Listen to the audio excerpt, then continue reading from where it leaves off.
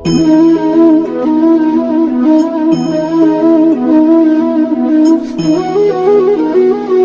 बच्चों, आप सब कैसे हो। वेलकम बैक आपका अपना चैनल केमिस्ट्री पॉइंट बाय विशाल सोनी। आज का हमारा टॉपिक है बच्चों टाइप्स ऑफ हाइब्रिडाइजेशंस। ठीक है, इसकी बच्चों 3 टाइप्स होती हैं हमारी, sp, sp2 और sp3। ये आप सभी को पता होगा। ठीक है, पार्ट नंबर 15 में बच्चों मैंने आपको हाइब्रिडाइजेशंस थोड़ा एक्सप्लेन किया था।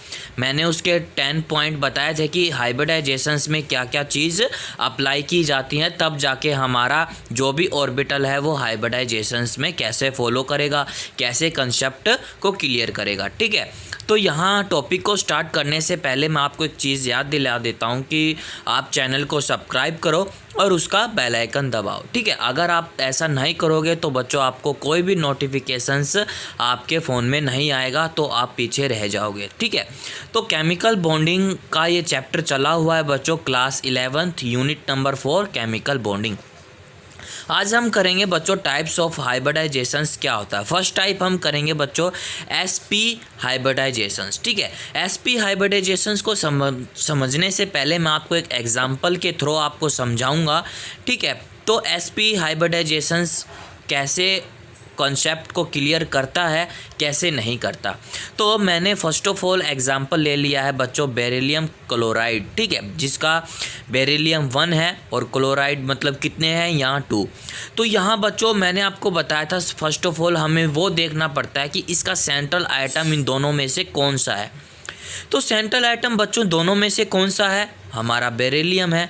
ठीक है, सेंट्रल आइटम को जानने से पहले आपको ल्यूस कॉन्सेप्ट जो टॉपिक है वो क्लियर करना होगा, तब आपको पता चलेगा कि हमारा जो सेंट्रल आइटम आता है वो कहाँ से आता है। ठीक है, तो आप सभी को पता है कि बच्चों की बेरिलियम का एटॉमिक नंबर 4 होता है। तो इसको जब हम इसकी इलेक्ट्रॉन कॉन्फ़िगरेशंस को फील करेंगे, यहाँ पहले आ गया हमारा 1s। ठीक है, यहाँ हमारा 1s आ गया। 1s के बाद हमारा बच्चों 2s आता है, ये भी पूरा फील है, मतलब इसके भी कोई अनपेड इलेक्ट्रॉन नहीं है। तो 2s को जब हम लिखेंगे तो बच्चों 2s के बाद हमारा 2px भी आएगा। ये हमारा 2px हो गया, ये हमारा 2py हो गया और ये हमारा 2pz हो गया। ठीक है, आप सभी को पता है ये 1s और ये 1s2, मतलब यहीं पर इनकी इलेक्ट्रॉन कॉन्फ़िगरेशंस फिल हो गई। अब जब ये दोनों फील हो गए तो इसकी क्या ज़रूरत पड़ी, ये नहीं आना चाहिए।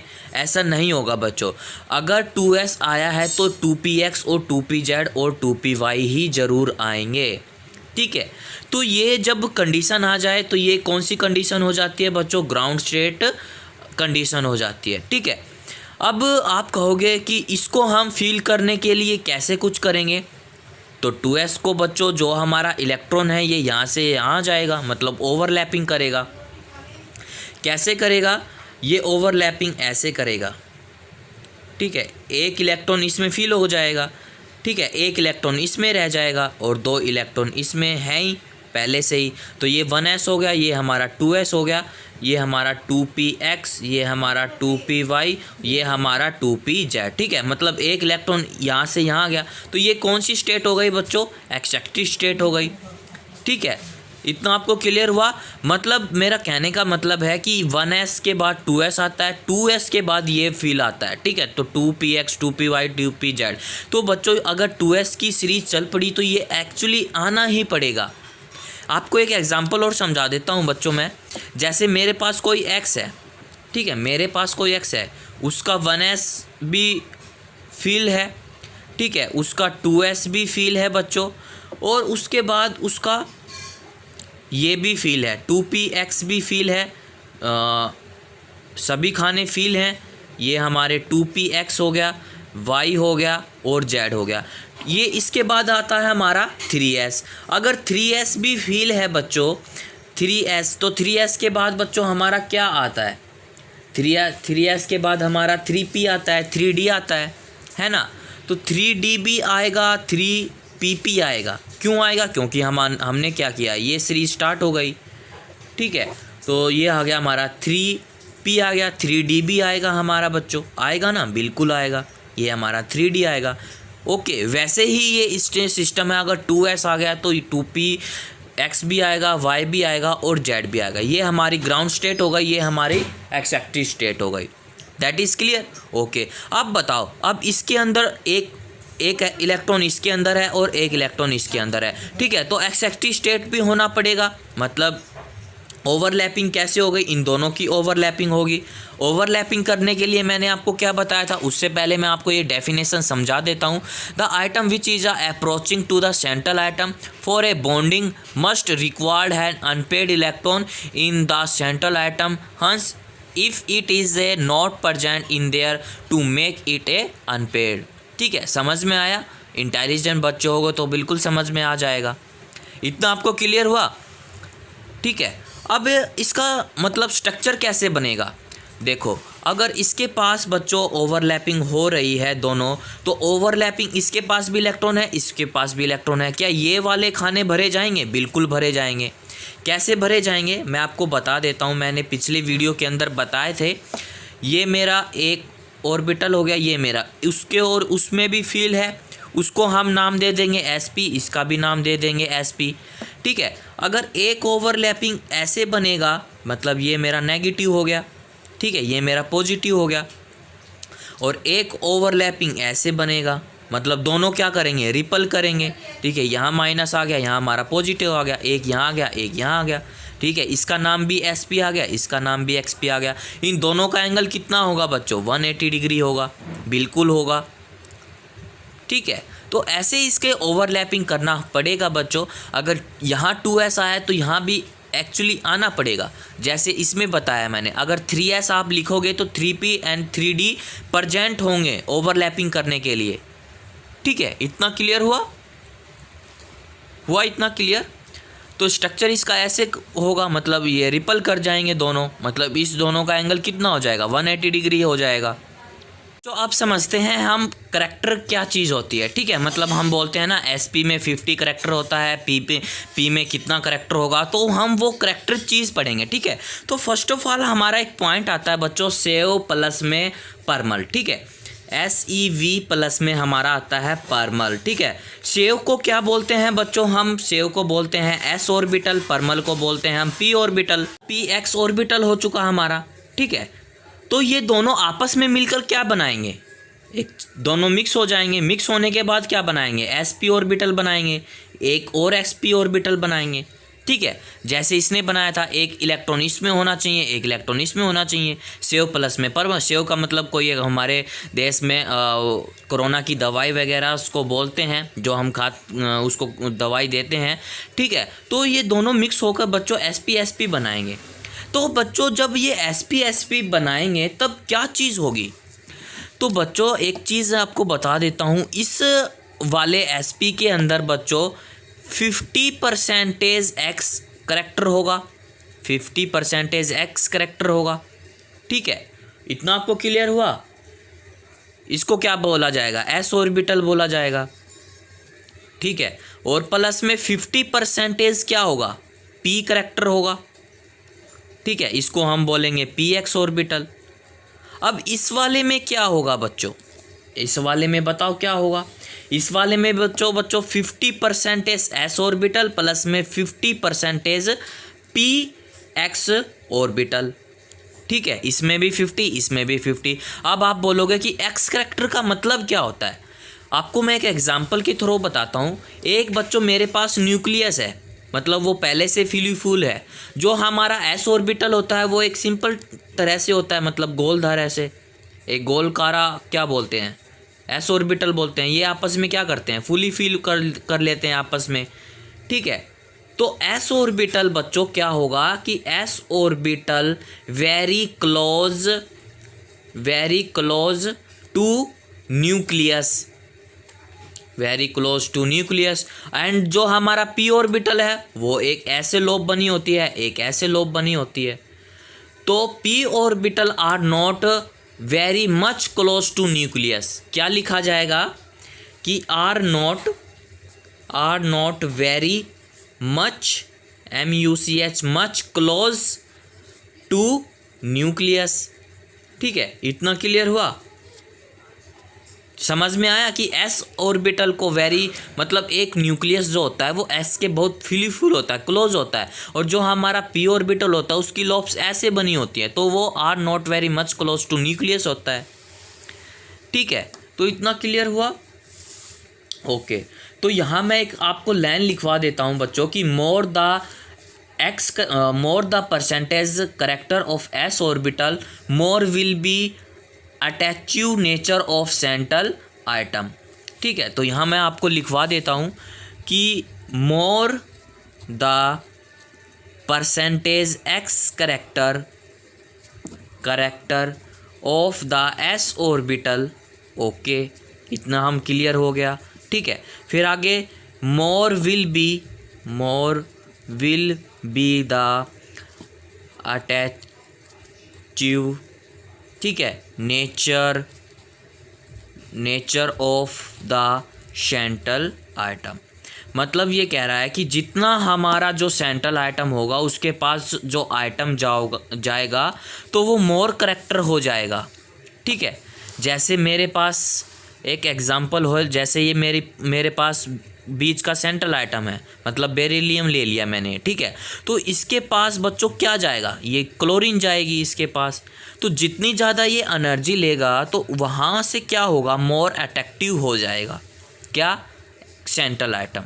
तो more the percentage character of S orbital more will be the अटैचिव nature of the central item. ठीक है, दैट इज़ क्लियर। हम सीखेंगे कि sp ऑर्बिटल का स्ट्रक्चर हम कैसे बनाएंगे। मैंने एग्जांपल लेके चला था बेरिलियम Cl2, मतलब बेरिलियम अकेला है और क्लोरीन के कितने आइटम हैं, 2 आइटम फील हैं। ठीक है, तो सेंट्रल आइटम मैंने क्या बताया था, यहाँ सेंट्रल आइटम मैंने बच्चों बेरिलियम बताया था। ठीक है, तो एक मेरा sp ऐसे बनेगा बच्चों। ठीक है, एक मेरा sp ऐसे बनेगा। ठीक है, सेंट्रल आइटम हमारा क्या था, बेरिलियम था। बेरिलियम मैंने कैसे बनाया था, ऐसे ओवरलैपिंग करके बनाया था और एक ओवरलैपिंग ऐसे करके बनाया था। ठीक है, दोनों में यहाँ नेगेटिव। ठीक है, तो ये पॉजिटिव, यहाँ ओवरलैपिंग की पॉजिटिव है तो यहाँ पॉजिटिव हो जाएगी, यहाँ नेगेटिव हो जाएगी। अगर यहाँ बच्चों पॉजिटिव आ रहा है हमारा तो यहाँ हमारा नेगेटिव आ जाएगा। ठीक है, एक्चुअली यहाँ तो अब क्या बन गया, ये हमारा sp था, ये मेरा sp था। ये दोनों क्या हैं बच्चों, क्लोरीन के 2 आइटम, मतलब एक क्लोरीन ये है, एक क्लोरीन ये है। बीच में क्या है हमारा बेरिलियम, मतलब सेंट्रल आइटम है। ठीक है, अब ये क्या करेगा, ओवरलैपिंग करेगा, मतलब एक इलेक्ट्रॉन यहाँ एंड क्लॉकवाइज जा रहा है तो दूसरा इलेक्ट्रॉन भी क्लॉकवाइज जाएगा। यहाँ भी ओवरलैपिंग करेगा ऐसे। ठीक है, ये क्या चीज़ बोलते हैं हम, इसको हम बोलते हैं ओवरलैपिंग करना। ये हमारी ओवरलैपिंग हो रही है। ठीक है, ओवरलैपिंग कर ली। अब आप कहोगे कि सर ये एक जो आइटम आया है ये कैसा आया है, क्लोरीन का एक आइटम क्यों आया है यहाँ। तो बच्चों क्लोरीन के कितने एटॉमिक नंबर होते हैं, 17 होते हैं। कैसे लिखोगे, 1s2 2s2 2p6, फिर आ जाएगा हमारा 1-2 इलेक्ट्रॉन यहाँ 3s, 3 के बाद कितने आते हैं बताओ, 3px हो गया, 3py हो गया और 3pz हो गया। एक इसमें एक इसमें एक इसमें एक इसमें, और ये क्या है, तो 3pz का हमारा क्या बन गया, एक ये हमारा अनपेड इलेक्ट्रॉन है, तो एक अनपेड इलेक्ट्रॉन यहाँ फील्ड हो रहा है। ठीक है, तो ये हमारा कैसा है, ये हमारा अनपेड इलेक्ट्रॉन है। अनपेड किस में, 3pz में अनपेड इलेक्ट्रॉन हो गया। ठीक है, तो क्या है, बेरिलियम लिया है मैंने सेंट्रल आइटम में, और साइड वाइज क्या है हमारे, क्लोरीन है। अगर इन दोनों का एंगल कितना आएगा, 180 डिग्री आएगा। ठीक है, अगर 180 डिग्री आया है तो हमारा लीनियर बोला जाएगा इसको, ये हमारा लीनियर स्ट्रक्चर है। ठीक है, इतना क्लियर हुआ। ओके, आगे क्या होगा मेरे को बताओ, आगे क्या होगा। अब ये बताओ कैसी ओवरलैपिंग हो रही है, एक sp ये हो गया हमारा sp और दूसरा हमारा p ऑर्बिटल, तो ये कौन सी ओवरलैपिंग हो रही है, sp और p ओवरलैपिंग हो रही है इसके अंदर। ठीक है, sp और p और ओवरलैपिंग हम कर रहे हैं, है ना। इतना क्लियर हुआ। जल्दी से आप नोट करो बच्चों, ये है हमारा sp का निकालने का फॉर्मूला कि sp हम ऑर्बिटल कैसे करेंगे, उसके अंदर हम ओवरलैपिंग कैसे कर पाएंगे, दैट इज़ क्लियर। ठीक है, sp ये हमारा एक sp, ये हमारा p मतलब एक क्लोरीन का आया है तो p हमारा ऑर्बिटल आ गया, px तो sp ऑर्बिटल। ठीक है, ओवरलैपिंग कर रहा है। ये मेरा एक अनपेयर्ड इलेक्ट्रॉन बच गया था, इसका एंगल कितना आता है 180 डिग्री आता है, तो ये कैसा एंगल हो गया, लीनियर एंगल हो गया। है बच्चों हमारा sp2 हाइब्रिडाइजेशंस, मतलब sp2 हाइब्रिडाइजेशंस का स्ट्रक्चर कैसे बनाएंगे, उसके अंदर मतलब ग्राउंड स्टेट कैसी होगी, एक्सेप्टेड स्टेट कैसी होगी, और उसके अंदर हम ओवरलैपिंग कैसे कर पाएंगे। तो यहाँ मैंने एग्जांपल ले लिया है बच्चों बोरान क्लोरीन 3। ठीक है, मतलब क्लोरीन कहाँ कितने ऐड हैं, यहाँ 3 ऐड हैं, और ब्रोमीन का एटॉमिक नंबर कितना होता है 5 होता है। ठीक है, तब जब हम इसकी इलेक्ट्रॉन कॉन्फ़िगरेशंस देखेंगे तो यहाँ 1s के फुल हैं, 2s के भी फुल हैं, और 2px का 1 है। ठीक है, 2 2 4 और 1 5। तो यहाँ क्या होगा, ये कौन सी स्टेट हो गई, ये तो हमारी ग्राउंड स्टेट हो गई। ठीक है, अब हम एक्सेप्टेड स्टेट कैसे करेंगे, जब ये वाला इलेक्ट्रॉन ओवरलैपिंग करके इस 2py में आ जाए। ठीक है, ये बच्चों एक ही सेल में है, 2s और 2px 2py 2pz ये एक ही सेल में है, और 1s जो होता है ये अलग सेल होता है। ठीक है, तो इसका जो एक्सेप्टेड स्टेट होगा बच्चों वो कैसे होगा, कुछ ऐसे दिखाई देगा वो आपको, मतलब इसमें भी इलेक्ट्रॉन आ जाएगा, ओवरलैपिंग कर जाएगा। ये हमारा 2s आ गया, ये मेरा 2px आ गया, ये मेरा 2py आ गया, और ये मेरा 2pz आ गया।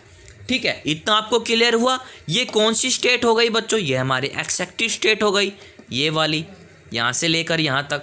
अब बच्चों हम इसका हाइब्रिडाइजेशन कैसे कर पाएंगे, मतलब इसका स्ट्रक्चर हम कैसे कर पाएंगे, वो भी मैं आपको क्लियर ही बताऊँगा। ठीक है, अब क्या है, यहाँ 3 है, मतलब 2s में 1 है, 2py में 1 है, और 2px में भी 1 है। तो यहाँ कितने हो जाएंगे बच्चों, ये हो जाएंगे आपको ऐसे दिखाई देंगे। ठीक है, मतलब इसमें भी 1, इसमें भी 1, और इसमें भी 1 1 2 3। ठीक है, तो ये कैसा कहलाएगा, ये sp2, ये भी हमारा sp2, और ये भी हमारा sp2। ठीक है, ये क्या होते हैं बच्चों, ये होते हैं हमारे हाइब्रिड ऑर्बिटल। क्या होते हैं, हाइब्रिड ऑर्बिटल होते हैं। इतना आपको क्लियर हुआ, हाइब्रिड ऑर्बिटल। अब इसके स्ट्रक्चर कैसे होगा, मतलब 2s का एंगल सेम आना चाहिए, 2px का एंगल सेम आना चाहिए, और 2py का भी एंगल सेम आना चाहिए। sp2 में एंगल कितना आता है, 120 डिग्री आता है। ठीक है, 120 डिग्री आता है, ये आपको सभी को पता है 120 डिग्री कैसे आएगा। मैं आपको स्ट्रक्चर बना के दिखा देता हूँ। ठीक है, ये मेरा एक s ऑर्बिटल का हाइब्रिड है ऐसे, ये मेरा माइनस, ये मेरा पॉजिटिव। ठीक है, ओके, इतना क्लियर हुआ। और ये मेरा एक s ऑर्बिटल हाइब्रिड आ गया। ठीक है, ये मेरा नेगेटिव, ये मेरा पॉजिटिव। एक ओवरलैपिंग यहाँ से कर पाएगा ऐसे, तो ये मेरा पॉजिटिव और ये मेरा नेगेटिव। मतलब इन सभी का एंगल कितना है, 120 डिग्री है, 120 डिग्री है, और 120 डिग्री है। ठीक है, मतलब इनका एंगल 120 डिग्री आ रहा है इन तीनों का। अब इसकी एस करैक्टर हम कैसे निकालेंगे, टोटल ऑर्बिटल कितने हैं 1 2 3, तो टोटल ऑर्बिटल हमारे कितने हैं बच्चों 3 हैं। टोटल ऑर्बिटल हमारे 3 हैं, 3 मतलब एटॉमिक ऑर्बिटल हो गए। एटॉमिक ऑर्बिटल कितने हैं 1 2 3 3 हैं। अब इसका हम एक्स करैक्टर कैसे निकालेंगे, एस करैक्टर में कितना है 1 है, टोटल कितने हैं 3 मल्टीप्लाई 100, तो कितना आ जाएगा 33.3 एस करैक्टर आ गया हमारा। ठीक है, अब हम निकालेंगे पी करैक्टर कैसा होता है, पी में कितने हैं 2 हैं, तो 2/3 मल्टीप्लाई में 100, तो ये ओवरऑल कितना आ जाएगा 66.7% आ जाएगा। ये मेरा क्या हो गया पी करैक्टर हो गया। मतलब एस करैक्टर इतना है, पी करैक्टर इतना है, एस पी कितना आ गया बिल्कुल लो आ गया। ठीक है, तो न्यूक्लियर चार्ज कितना कम हो गया, इतना कम हो गया। फर्स्ट वाले के केस में एस पी में कितना था और यहाँ एस पी में कितना आ गया और पी में हमारा कितना आ गया, हो गया ना डबल, बिल्कुल हो गया। ठीक है, अब बेरिलियम का आप स्ट्रक्चर बनाते हो तो किस तरह बनाते हो वो मैं आपको बताऊंगा कि ये मैंने आपको कैसे करके बता दिया। बेरिलियम का जब हम स्ट्रक्चर बनाते हैं बच्चों, तो बेरिलियम को ना ब्रोन को हम बीच में रखते हैं, एक ऐसे स्ट्रक्चर बनाते हैं, एक क्लोरीन यहाँ, एक क्लोरीन यहाँ, एक क्लोरीन यहाँ, ठीक है। तो ये कैसा होगा, ये हमारा ट्राइगोनल जैसा स्ट्रक्चर दिखाई दे रहा है आपको। एक मतलब तीनों एक्सल मतलब प्लेनर है तो प्लेनर हो जाएगा ये, ठीक है। तो ये ओवरलैपिंग कैसे करेगी, मतलब क्लोरीन इसके अंदर कैसे ऐड होगा, मतलब हमारा पी ऑर्बिटल कैसे ऐड होगा, किस में, बी में, मतलब एस में, वो भी मैं आपको करके दिखाऊंगा। देखो ये मेरा एक हाइब्रिड है, मतलब ये मेरा एक हाइब्रिड है ये वाला, ठीक है। उसके साथ क्या ऐड हो रहा है, उसके साथ एक पी ऑर्बिटल ऐड हो रहा है ऐसे, ठीक है। अब क्या होगा, ये इसके साथ भी ओवरलैपिंग कर रहा है, ठीक है। अब एक एस ऑर्बिटल मेरे साथ यहाँ ऐड हो रहा है ऐसे, और उसके साथ क्या हो रहा है, एक पी ऑर्बिटल ऐड हो रहा है, तो ये भी ओवरलैपिंग करेगा, ठीक है। ये भी ओवरलैपिंग करेगा, बिल्कुल करेगा। अब ये इसके साथ कर दिया तो इसके साथ भी ओवरलैपिंग करेगा बच्चों, ये बिल्कुल करेगा ऐसे, ये नेगेटिव ये पॉजिटिव। इसके साथ है तो एक हमारा ऑर्बिटल यहाँ ऐड हो जाएगा पी में, मतलब ये हमारा क्या हो गया 3pz, ये हमारा क्या हो गया 3pz, ये हमारा क्या हो गया 3pz। और ये क्या हो गया हमारा क्लोरीन हो गई। ये क्या चीज़ है, क्लोरीन, क्लोरीन और क्लोरीन, बीच वाला क्या है हमारा ब्रोमीन है ना, बिल्कुल हो रहा है। ये क्या हो रही है, इसकी ओवरलैपिंग हो रही है ऐसे, बिल्कुल हो रहा है ओवरलैपिंग, है ना, दिखाई दिया। तो ब्रोमीन का ऐसे स्ट्रक्चर बनाता है, देखो ऐसे ब्रोमीन को बीच में, मतलब ब्रोन को बीच में, और Cl आ गया, क्लोरीन आ गया, ऐसा स्ट्रक्चर बनेगा, ठीक है। तो यहाँ कैसा बनेगा, sp2 और p ओवरलैपिंग का स्ट्रक्चर बन रहा है, ठीक है। तो कौन सी ओवरलैपिंग हो रही है बच्चों, यहाँ sp और p की ओवरलैपिंग हो गई, मतलब ये तो हमारा sp आ गया, और उसके साथ ओवरलैपिंग कौन कर रहा है, हमारा p कर रहा है, बिल्कुल कर रहा है, ठीक है। समझ में आया हमारा sp2 ओवरलैपिंग, मतलब sp2 हाइब्रिडाइजेशंस कैसे निकालते हैं हम। जो अगला है हमारा sp3 हाइब्रिडाइजेशंस, मतलब sp3 हाइब्रिडाइजेशंस को हम कैसे कंसेप्ट को फॉलो करेंगे। तो यहाँ मैंने लिया है बच्चों मीथेन, ठीक है, CH4, कार्बन कितना है, एटॉमिक नंबर 6 है, हाइड्रोजन कितने होने चाहिए 4 हैं। तो यहाँ मैंने ग्राउंड स्टेट नहीं लिखी है, यहाँ मैंने सीधी एक्सेटिव स्टेट लिखी है। तो 1s में तो 2s में 1 और 2px 2py और 2pz में इसने ओवरलैपिंग करके ये यहाँ 1 1 आ गया, ठीक है। तो यहाँ आपको ओवरऑल एटॉमिक ऑर्बिटल कितने दिखाई देंगे, 4 दिखाई देंगे, ठीक है। तो 1 2 3 4, 1 2 3 4, ठीक है। तो ये कैसे हो गए, हाइब्रिड ऑर्बिटल हो गए, ठीक है। अब हम इसका टोटल एस करेक्टर कैसे निकालेंगे, टोटल कितने ऑर्बिटल हैं 1 2 3 4 ऑर्बिटल है। एस करेक्टर कितना है, एस करेक्टर में तो 1 है, तो 1/4 मल्टीप्लाई 100, तो एस करेक्टर कितना आ गया 25% आ गया, ओके। अब बात आती है बच्चों पी करेक्टर की, तो पी में कितने ऑर्बिटल हैं 1 2 3, तो 3/4 मल्टीप्लाई 100, तो पी करेक्टर कितना आ गया 75 करेक्टर आ गया, मतलब 75% आ गया। अब हम इसका सोल्व करेंगे कि हाइब्रिडाइजेशंस का स्ट्रक्चर कैसे बनेगा, ठीक है, sp3 का स्ट्रक्चर कैसे बनेगा। तो मैं आपको एक समझा देता हूँ कि यहाँ मतलब 4 ऑर्बिटल है, आप कहोगे कि यहाँ 4 का जो एंगल होता है वो सेम आना चाहिए, मतलब आप मान लीजिए कि चारों एंगल 90 डिग्री के आ जाएं तो क्या होगा, कैसे बनेगा वो भी मैं आपको बताऊँगा। जो हम प्रूफ करेंगे कि sp3 एक 3 डायमेंशनल स्ट्रक्चर कैसे होता है। तो अधिकतर में कुछ क्या होता है कि जब हम उसको रिप्रेजेंट करके देखते हैं तो कैसे रिप्रेजेंट करते हैं। मान लीजिए बच्चों मेरे पास एक प्लेन है, ठीक है, ये एक प्लेन है, प्लेन को मैंने एक गोल धारे से मान लिया, ठीक है, और उसके बीच में कितने पार्ट्स होते हैं 4 पार्ट होते हैं, ठीक है।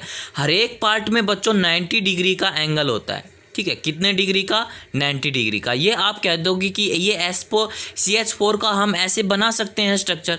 बच्चों रियलिटी में ऐसा कुछ नहीं होता, रियलिटी में हमें 3D का स्ट्रक्चर बनाना पड़ेगा, क्योंकि हम sp3 ओवरलैपिंग करना सीख रहे हैं, मतलब sp3 हाइब्रिडाइजेशंस करना सीख रहे हैं कि sp3 का स्ट्रक्चर हम कैसे प्रूफ करेंगे, ठीक है। तो रियलिटी में जब हम इसको प्रूफ करेंगे तो कैसे प्रूफ करेंगे, देखो मेरे पास बच्चों एक ये sp3 का स्ट्रक्चर है, ठीक है, हो गया, ठीक है। अब इसके साथ एक और स्ट्रक्चर बना देंगे हम ऐसे, ये भी हमारा एक sp3 हो गया, और उसके साथ बच्चों हमारे पास एक sp3 का ऑर्बिट बना देंगे, ऐसे बना देंगे, ठीक है। अब आप कहोगे ये तो 3 ही हुए हैं, तो 4 कैसे बनाएंगे? 4 हम बच्चों ऐसे, जो ये है ना, ये इसके ऊपर ब्लैक पेन से मैंने ऐसे कर दिया, और इसका जो ऑर्बिट बनेगा वो यहाँ बनेगा इस छोटू सा। तो टोटल कितने हो गए बच्चों?